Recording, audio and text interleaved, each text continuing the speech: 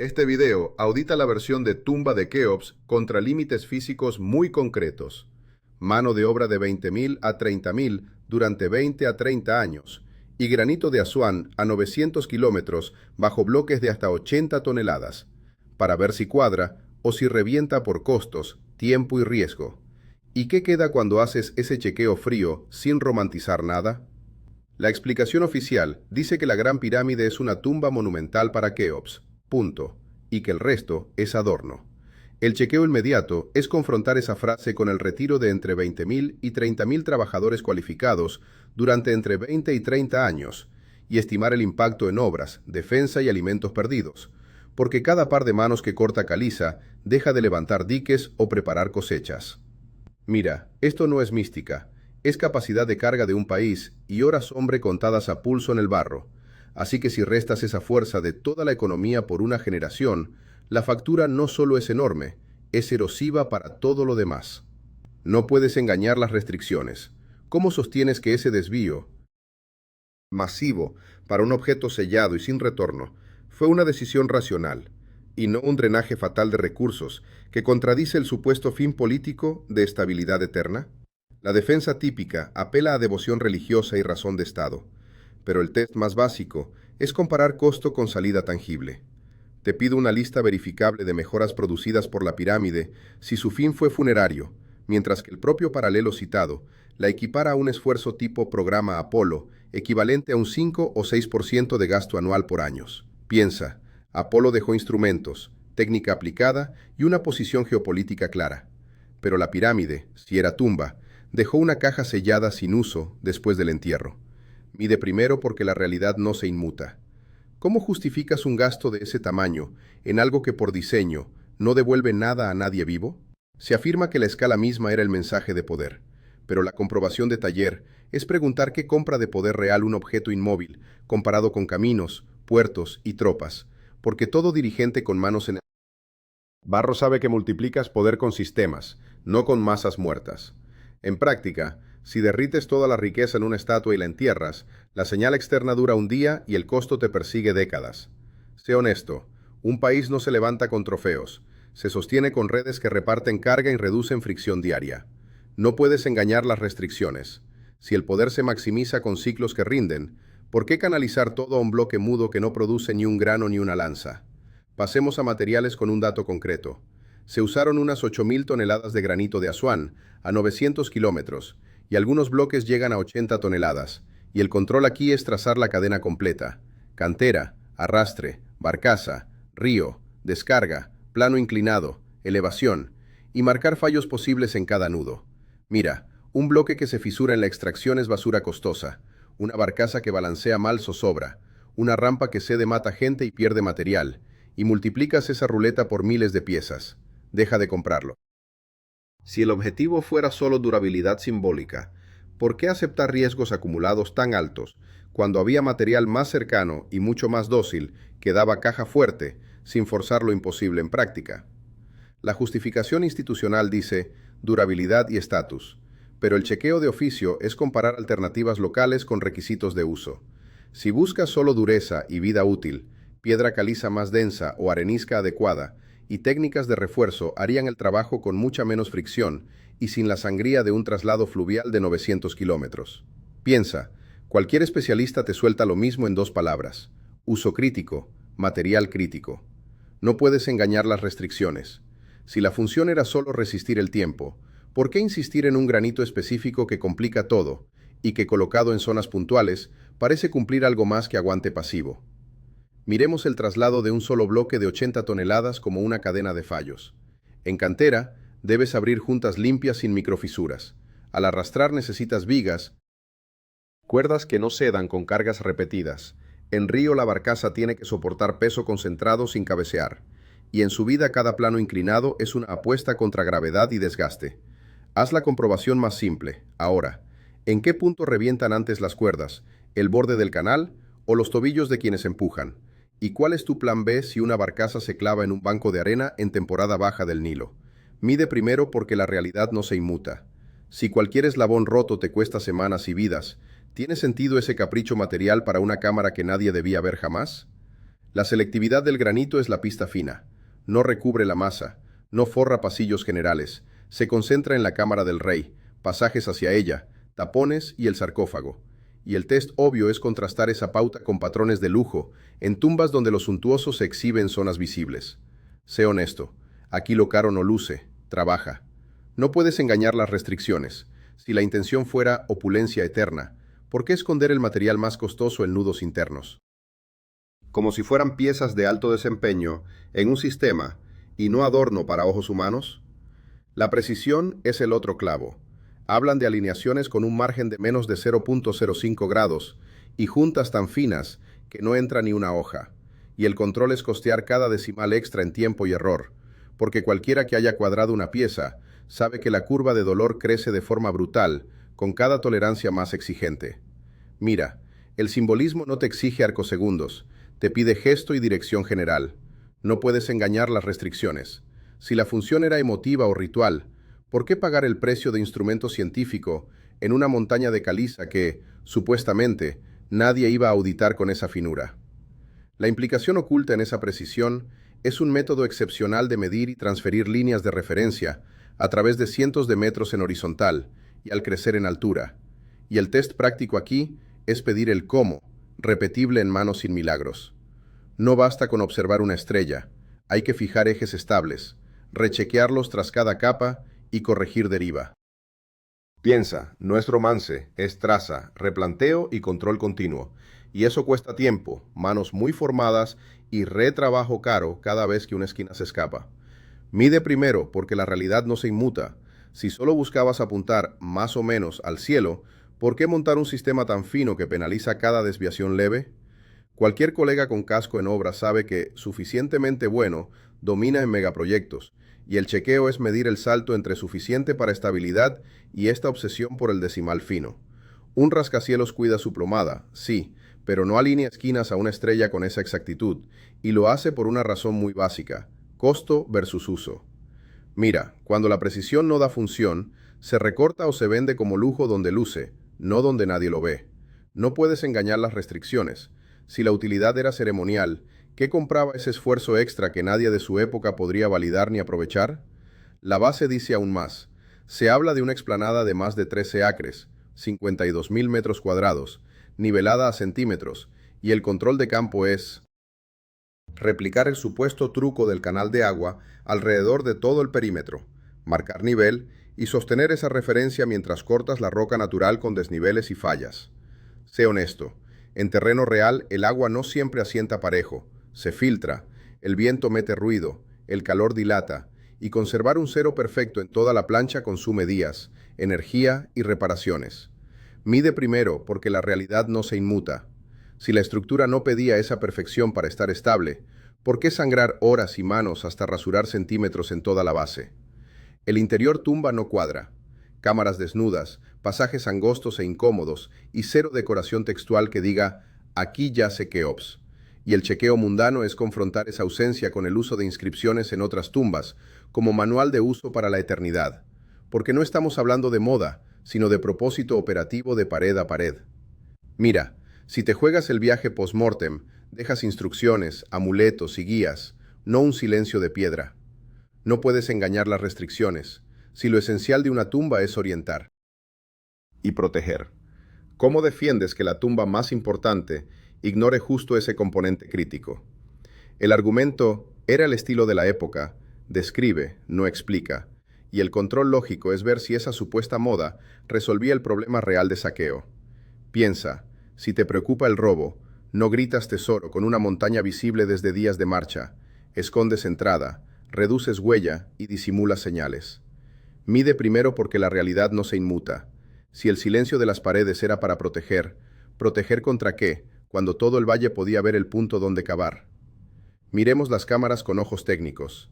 La del rey y la de la reina son etiquetas modernas sin respaldo interno, acústicamente vivas y con proporciones que no son domésticas, y el test de banco simple es palmear, hablar y oír el rebote prolongado de energía sonora, propio de cavidades resonantes, y notar que nada ahí pide muebles ni vida humana.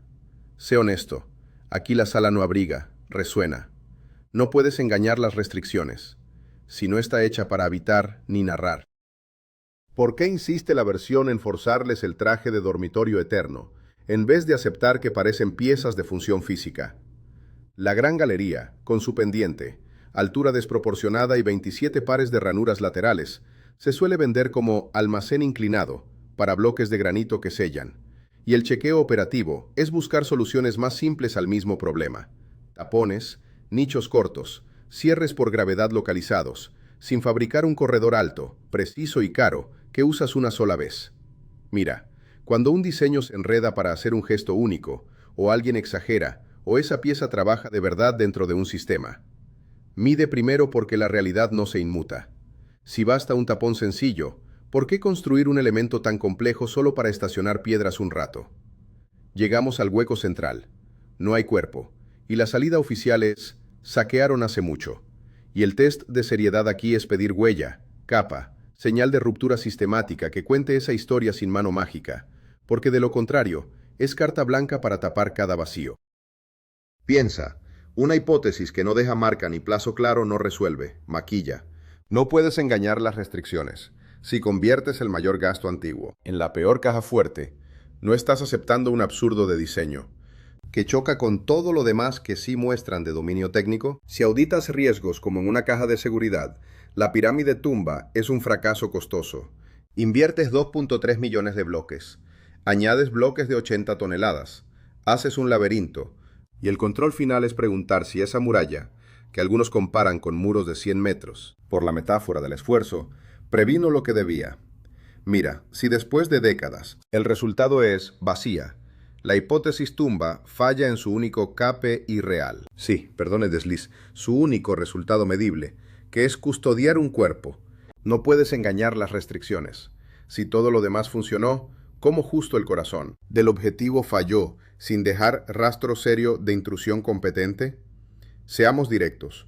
Los mismos brazos que sostienen tolerancias de menos de 0.05 grados y mueven 80 toneladas por 900 kilómetros, no se olvidan de cerrar una puerta. El test de coherencia es alinear habilidades, precisión, logística y seguridad. Viajan juntas porque las diseña la misma mente práctica. Y un hueco en lo básico canta: mira, no estamos insultando, estamos cazando capacidades. No puedes engañar las restricciones. Si demostraron control en lo más difícil, ¿por qué asumir torpeza justo en lo elemental del supuesto propósito? Que el saqueo era común no salva nada por sí solo, y el control empírico es ver la respuesta real a esa amenaza. Tumbas disimuladas, entradas ocultas, no pirámides gigantes como pancarta de valor.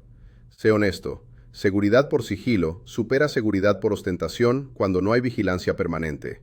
Mide primero porque la realidad no se inmuta. Si el método de fuerza bruta falló con estruendo, ¿por qué repetirlo en vez de migrar del todo a esconder mejor, que es lo que de hecho se hizo después fuera de la vista? Hay evidencias funerarias en el complejo, barcos solares enterrados, restos de templo de culto. Y el control lógico básico es no confundir barrio con función de su edificio más raro. Proximidad no es identidad, así que incluso admitiendo culto y liturgia alrededor, el núcleo puede cumplir otro rol. Mira, un patio con altares al lado de una máquina no la vuelve oratorio, la rodea con ceremonia. No puedes engañar las restricciones. Si el conjunto es mixto, ¿qué prueba, más allá de estar cerca, que la máquina de precisión era solo caja mortuoria? La suma hasta aquí es cortante. El modelo tumba se apoya en devoción vaga, acepta un costo sin retorno, tolera una logística absurda y celebra una precisión carísima que, según su relato, no sirve nada.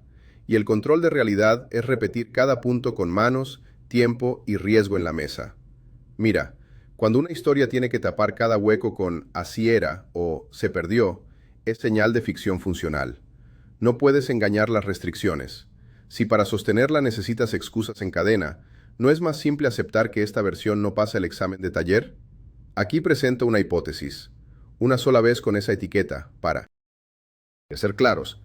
La Gran Pirámide funcionaba como una máquina, no como tumba, y el chequeo que la sostiene es que las mismas piezas físicas que ya vimos encajan mejor en un diagrama de función que en un álbum de fe. Sé honesto, no añadimos adornos, cambiamos de lente, función antes que mito. No puedes engañar las restricciones. Si con el lente técnico cada elección deja de ser capricho y pasa a ser requisito, ¿no debes al menos considerar en serio que operaba como dispositivo? Bajo este modelo funcional, el propósito sería recolectar, concentrar y transmitir energía de algún tipo, y el test de consistencia es alinear materiales, geometría y ubicación con tareas físicas. El granito de Asuán rico en cuarzo bajo compresión masiva podría comportarse como transductor, porque el cuarzo reacciona eléctricamente al apretón mecánico, y los millones de toneladas encima son un banco de carga permanente. Mira, no es varita, es causa y efecto. Presión, respuesta, salida. Mide primero porque la realidad no se inmuta. Si el material difícil aparece justo donde la compresión aprieta más, no suena a componente elegido por lo que hace y no por cómo luce. En este encuadre, la precisión ya no es lujo, es condición de sintonía, y el control de plausibilidad es claro. Resonadores, antenas y cavidades que amplifican energía pierden rendimiento con desviaciones mínimas. Así que tolerancias del orden de una fracción de grado saltan de capricho a necesidad. Piensa, una antena mal apuntada no conversa, un instrumento mal calibrado desafina. No puedes engañar las restricciones. Si un pelo de error desintoniza, ¿no justifica ahora sí el costo brutal de alinear y asentar con esa finura? El trazo interno deja de ser vacío sin sentido y se vuelve circuito. Cámaras como cavidades resonantes en serie, pasadizos como guías de onda, y la gran galería como soporte de módulos que modulaban vibración o flujo. Y el test de ajuste es preguntar si cada forma encaja mejor con transporte de señales y acumulación que con desfile fúnebre. Mira, la pendiente incómoda no está hecha para marchas solemnes, está hecha para trabajar con gravedad y masa. No puedes engañar las restricciones. Si las ranuras, la altura y la rigidez gritan mecanismo, ¿por qué insistir en escaparate unidía cuando todo señala a uso reiterado o mantenido? La ausencia de cuerpo e inscripciones, bajo este marco, deja de ser hueco y se vuelve indicio a favor, y el control muy simple es comparar con cualquier sala de máquinas moderna. No hay poemas en válvulas ni retratos en un condensador. Hay superficies limpias y piezas donde hacen falta. Punto. Sé honesto. Si esperas lírica en un motor, vas a decepcionarte. Mide primero porque la realidad no se inmuta. Si no hallas lo funerario porque no había función funeraria, no cuadra mejor que aquí el interior estuviera limpio, porque era un espacio de trabajo físico, no simbólico. El costo demencial también se recoloca. Si construyes una fuente de energía a escala civilizatoria, el gasto tipo Apolo, ese 5 o 6% por años, deja de ser locura y pasa a inversión que regresa multiplicado. Y el control aquí es puro retorno. Energía nueva estabiliza riego, talleres, transporte y defensa, y eso vale más que oro. Vaciado en estatua enterrada. Mira, lo imposible en práctica es gastar tanto para nada, no hacerlo para algo que te da base diaria. No puedes engañar las restricciones. Si el retorno potencial es continuo y transversal, ¿no ves por fin un motivo real para ese sacrificio sostenido? Volvamos a comparar, pieza por pieza, con chequeo corto en cada cruce. El granito. El relato tumba dice prestigio y dureza.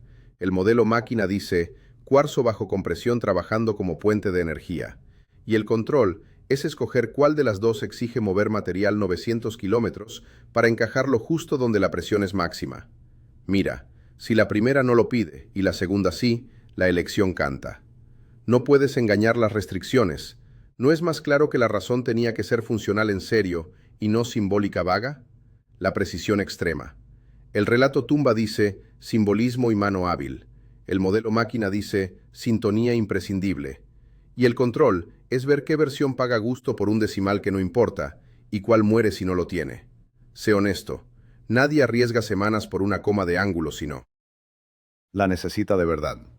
Mide primero, porque la realidad no se inmuta. Si el sistema se desajusta con desvíos mínimos, ¿quién justifica mejor ese dolor de cabeza? ¿Un rito o un resonador?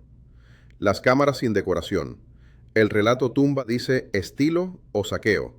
El modelo máquina dice función limpia.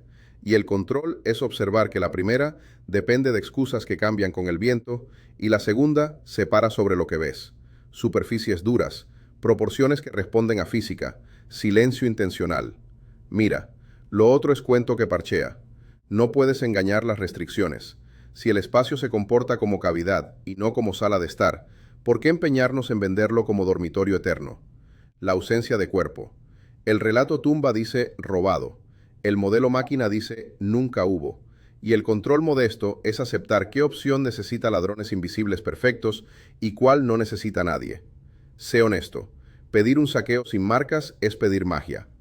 Mide primero porque la realidad no se inmuta. Si el dato duro es vacío, no es más simple que ese vacío.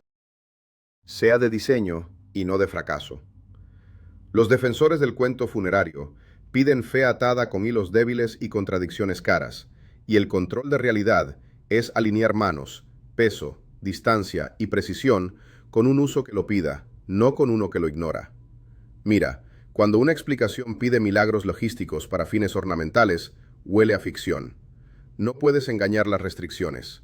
Si el relato necesita violar el taller en cada paso, ¿no es hora de cortarlo por mentira cómoda? Entonces, veredicto en voz alta. La historia de la tumba falla la auditoría, porque no logra explicar sin trucos la escala de 2.3 millones de bloques, la elección de granito de 80 toneladas movido por 900 kilómetros, la alineación de menos de 0.05 grados y las cámaras vacías pero acústicamente vivas, y el control final es crudeza. Con ese gasto no fabricas un fracaso, fabricas algo que funciona. Piensa, la suma de hechos no cuadra con mausoleo, cuadra con máquina. No puedes engañar las restricciones. Si todo lo observado habla de intención física y rendimiento, ¿qué parte del cuento oficial sigue en pie sin apoyarse en ficción? Y sí, límites y alcances. No afirmo cuál energía específica, ni cómo se acoplaba al entorno, y el control honesto aquí es marcar ramas condicionales. Si la presión en cámaras variaba por dilatación térmica diaria, entonces las respuestas piezoeléctricas también variaban. Si la alineación servía como referencia estable, entonces su pérdida detendría el rendimiento. Y aceptar que faltan piezas de uso visible, pero el tronco lógico soporta más peso que la versión tumba. Mira, esto no es dogma, es ajuste al rastro físico. Mide primero porque la realidad no se inmuta. Si dejando claro lo que no sabemos, lo que sí sabemos ya tumba al mausoleo, ¿no basta para abandonar esa explicación floja?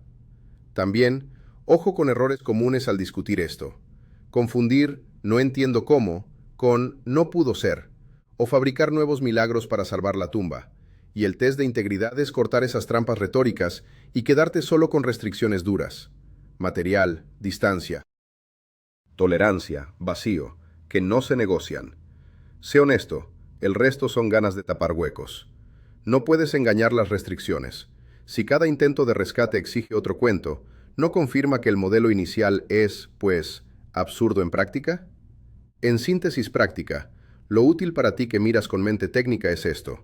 Cuando te sueltan un relato que ignora costo, tiempo y manos, mete una cuña de realidad, traza una cadena de fallos, pregunta qué se rompe primero y verás qué historias quedan vivas. Mira, la pirámide leída como sistema supera esas cuñas. La pirámide leída como mausoleo no. Mide primero porque la realidad no se inmuta. Si el único modo de mantener el mausoleo es pedirte que no hagas la prueba simple, ¿no te están pidiendo que creas contra la evidencia? Para cerrar, takeaway claro y un siguiente paso. La versión oficial no explica materiales, precisión, logística ni resultado. La hipótesis de máquina, recogida en clave funcional, sí respeta cada tope físico sin insultar inteligencia ni oficio, y el paso que sigue es obvio, seguir auditando piezas del conjunto. Con pruebas sencillas, sin culto al mito y con respeto al taller. Sé honesto, ya tienes el hábito. Pide costo, tiempo, riesgo y salida, en ese orden. No puedes engañar las restricciones. Si quieres ver más auditorías forenses de historias que no cuadran, suscríbete con calma y comparte este chequeo con alguien que valore los límites del mundo real.